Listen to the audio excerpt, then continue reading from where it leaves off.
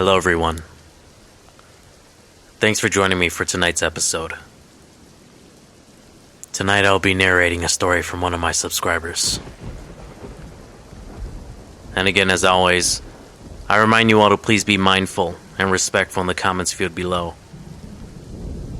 Sharing your personal stories is not always the easiest thing to do, so please take into consideration the time that these individuals spent writing out these stories and sharing them with us. And to the ones who submitted the stories over to me, I just wanted to give you another thank you for the content that you've provided. And of course, you guys will remain anonymous, and slight details and the names of the individuals within these stories have been altered to protect everyone's identity. So please sit back, put on a good pair of headphones or speakers, and let's begin.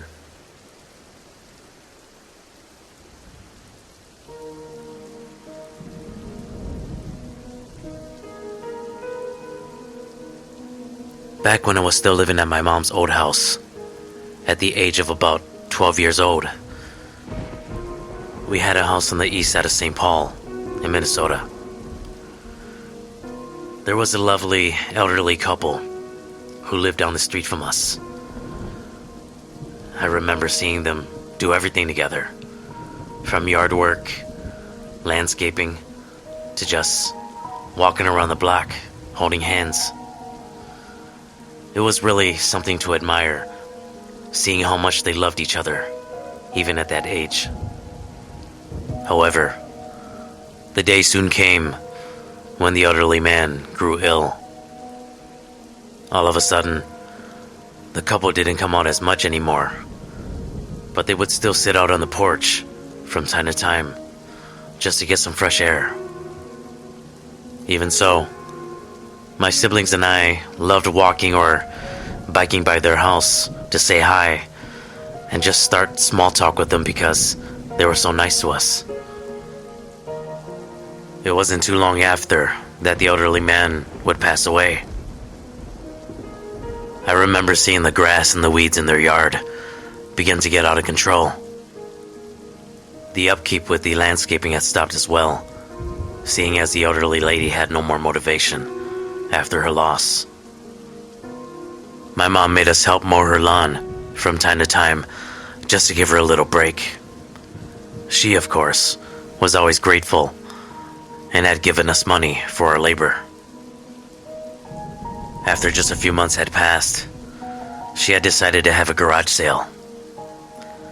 Anything from furniture to lamps, old shoes and tools were up for sale. We were curious as to why she was trying to sell everything, and then we had found out that she was just trying to lighten her load because she would be moving into a senior care facility soon. This made us a bit sad, but we understood the reasons why. My siblings and I could see the sorrow she had undergone since the passing of her late husband. Throughout that day, she had sold as much as she could, but the largest of all of her things remained a couch.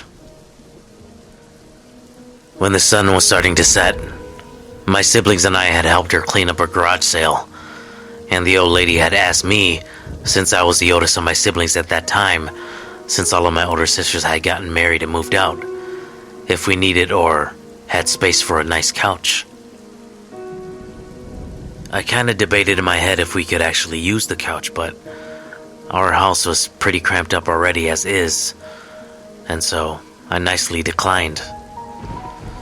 But then I thought about my oldest sister, who had just moved out into her new place not too long ago. It was just her husband, and their 3-year-old daughter at that time. And then in the back of my mind, I did recall my sister telling us that she was in the market for new furniture, and so it was a no-brainer. So when we got back home, I decided to give my sister a call and told her that the old lady down the street had a couch that she was going to give out for free. And I mean, Overall, the couch was in great shape. And so, with little to no hesitation, my sister jumped at the opportunity of getting a free couch.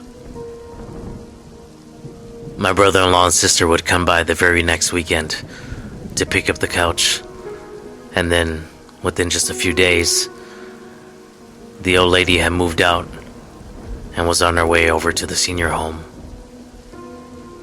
Now, this is where things get a bit spooky.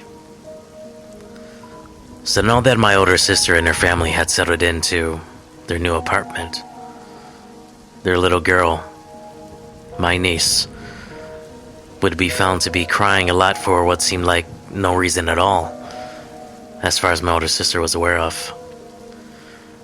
This would mostly happen during the later hours too. It wasn't until one evening that when my sister was in the kitchen prepping dinner that my niece had screeched out super loud and ran into the kitchen crying and shaking uncontrollably. This frightened my older sister, thinking that my niece had gotten hurt, but she wasn't hurt at all, physically. She asked her what was wrong, and to the best of words that a 3-year-old girl could put into a sentence to explain what the issue was, she told my sister that the old man laying on the couch kept sticking out his tongue at her. This, of course, made my sister jump up in fear as well. And without even thinking or going into or looking at the direction of the couch, she grabbed her keys, her phone, and my niece and ran out the door. You see, I can say strongly that we as Hmong people, we don't second guess that kind of shit. Especially when a child just tells you something like that. My sister was in the parking lot. She ended up calling her husband, telling him to come home immediately, and that it was an emergency. She went on to explain to him about what my niece had saw and said. My older sister and my niece waited in the car until my brother-in-law got home. When he arrived, my sister felt a sense of relief, but she still made him go into the apartment first. And without much hesitation, they had decided to just get rid of the couch, and they threw it into the dumpster of the apartment complex. A few days later, my older sister then had one of her uncles come over to bless their apartment, as well as a hoopli ceremony for my niece, just to make sure that she would stay well spiritually. Now, if you thought that was creepy, just check out this next part. So the next time I got to babysit my niece, when she had came over to my mom's place, I asked her about the whole ordeal and how the old man looked like.